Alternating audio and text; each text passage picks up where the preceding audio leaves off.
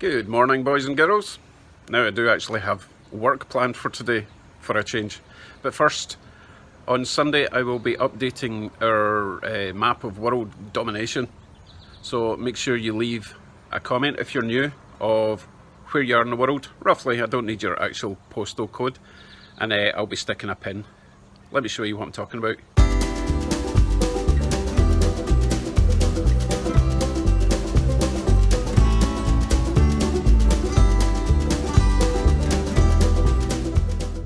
Okay, you got it?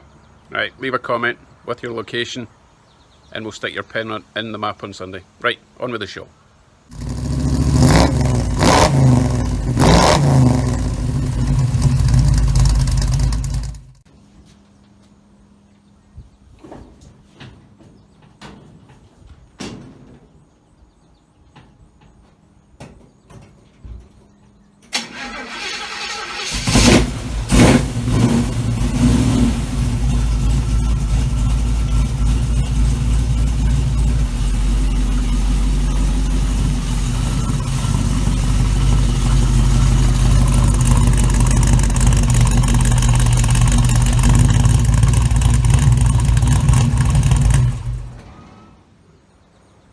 Right, today we're going to work in the Holley Carb, hopefully fix that leak and also finish up the steering column. Remember I said it was a bit too long and a bit too high, so we're going to rectify that. So I just need to clear some workspace. That's currently my workspace. Joy. Right, let's clear that off. And as if by magic, I have my workbench back. And I even have access to my tools. Right, let's get the Holley Carb off the car.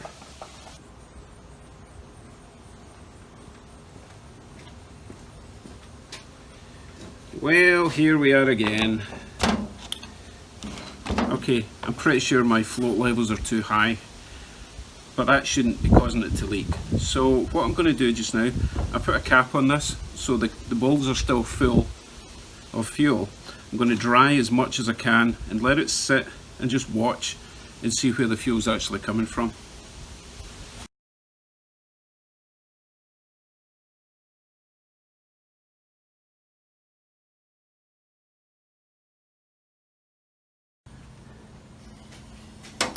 So I'm wondering if it's possible that I didn't actually set my new float valve needle thingamajigs.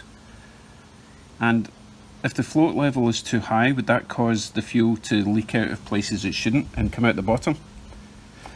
Let's check the little float, the fuel level window thingamajig. And that's immediately, I did this on the car and it started peeing out and it's still coming out even though it's lost some fuel. So obviously, float level's too high. But would that cause it to overfill and leak out from the underneath? I would have thought that was a gasket, but I tell you what, before I strip it all down and have to replace all these gaskets, I'm going to start with the float levels. We'll put it back in the car. We'll put these all the way down so that the float is hardly coming up at all, and then take it from there. How's that for a plan? Let's do that. Right, carb is back on. I've adjusted both of the float levels all the way down, so it should pretty much run out of fuel pretty soon after I start it. So hopefully that's what will happen.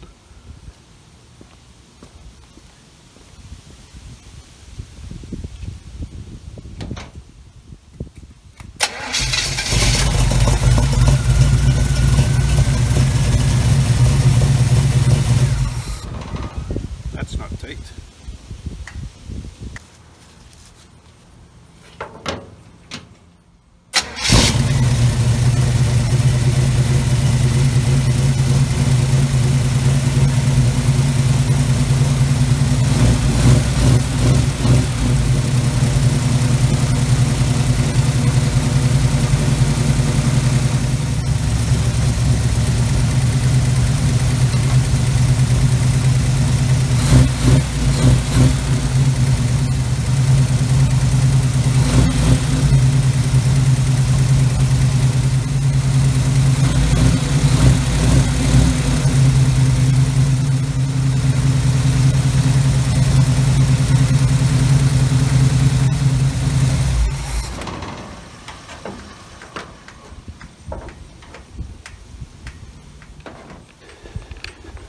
Right, I can't seem to seal this. This is leaking at the moment. Maybe adjusted it a bit too far down. However, before I fix that, I'll check the float levels on the other side.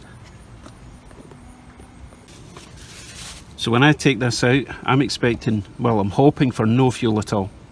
If fuel's coming out of there with that float all the way down, then there's something wrong with that valve, that needle.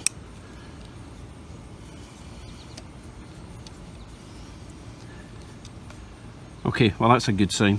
It means it's not filling up to that level at least. Let's let's rock it back and forward and see where we're at. Need something solid to rock it with.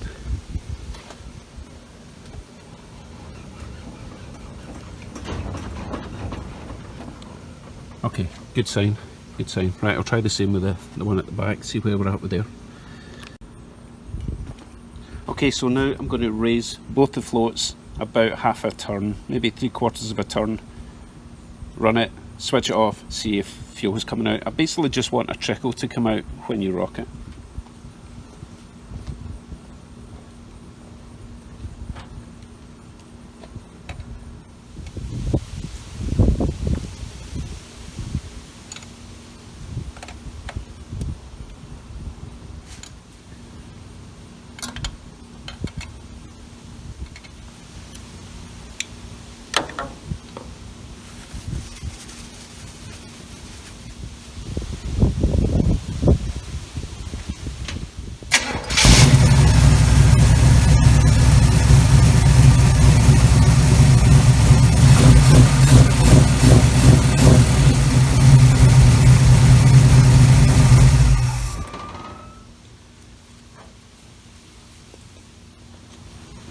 Right, check the levels again.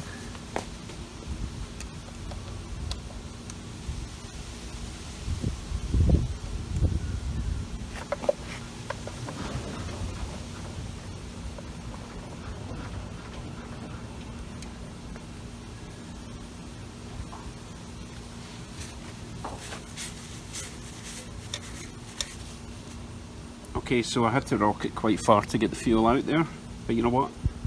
I'm going to leave it that one at that for now.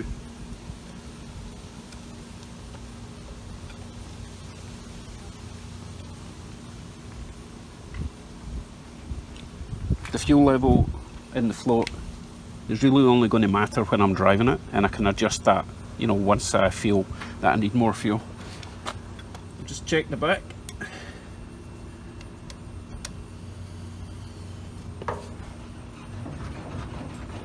Yeah, it's the same.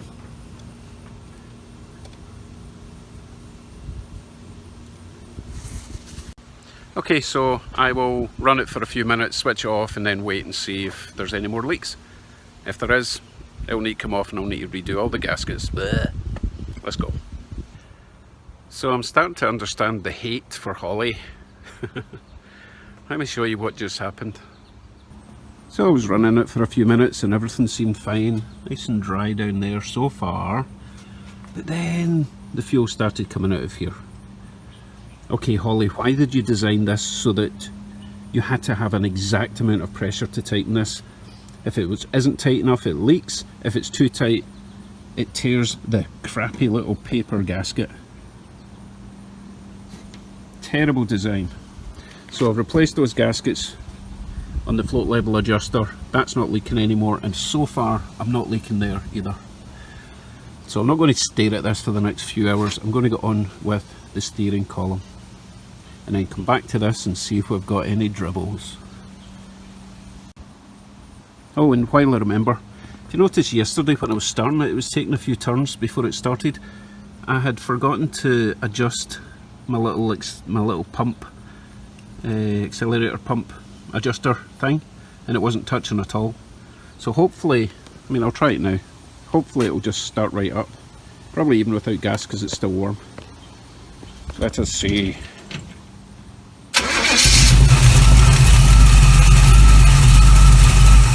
Yeah, so I'm pretty pleased with the tuning. I'll probably do the timing again because I've messed about with so much stuff, but as I say, steering column.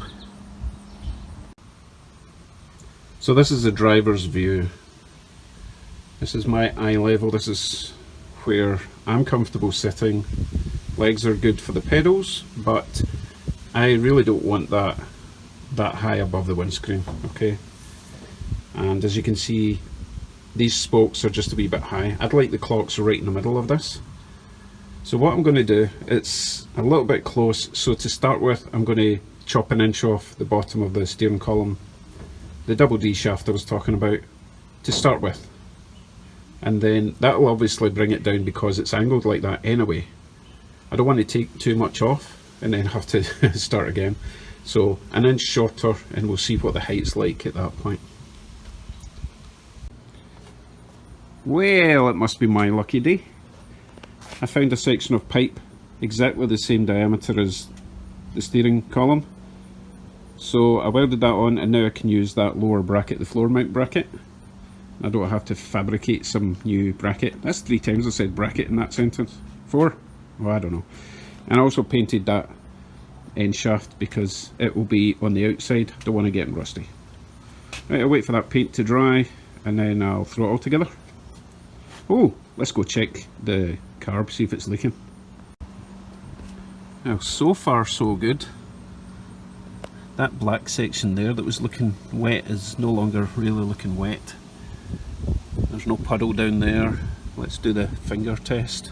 That's what she said. Top bit's not leaking. Okay, I think we're good. Let's not count any chickens, shall we? Yeah, I even noticed that the fuel was coming out through this vac pipe, which isn't really a vac pipe. I need to get proper vac pipe because that just swells up and falls off. So I need to get a new bit of proper rubber hose. That's all I had. Okay, don't hate. Right, let's get the steering together. Steering column reinstalled. I need to make you know what, to drop that down. That'll do for now, just so that I've got the height right. I looked these 2-inch drops, which roughly it's about 1.5 inch drop. Anyway, these 2-inch drop kits are like $100 to $250. Come on, why? Anyway, I've got my lower bracket on, so it should all be fairly sturdy. Right, let's have a look at the driving position. Right, this is the new driver's eye view. So the steering wheel is just below the windscreen, which is fine. I'm sitting about here. That's right in front of my face. The clocks are right in the middle, so that feels much nicer. Okay, what's next? Whatever's next is going to have to wait till tomorrow. Excuse me, because I've got other less important stuff to be getting on with. But, right, so yeah, remember, if you're new, leave a comment, let me know where you are, and on Sunday you'll get your name on the map. Remember, if you want a specific coloured pin, if you're fussy that way, let me know. I've got every colour you can think of, and we'll see you on Sunday. Thanks for dropping by, and I shall now tidy up the garage and throw the car back in. See you in the next one. Bye bye.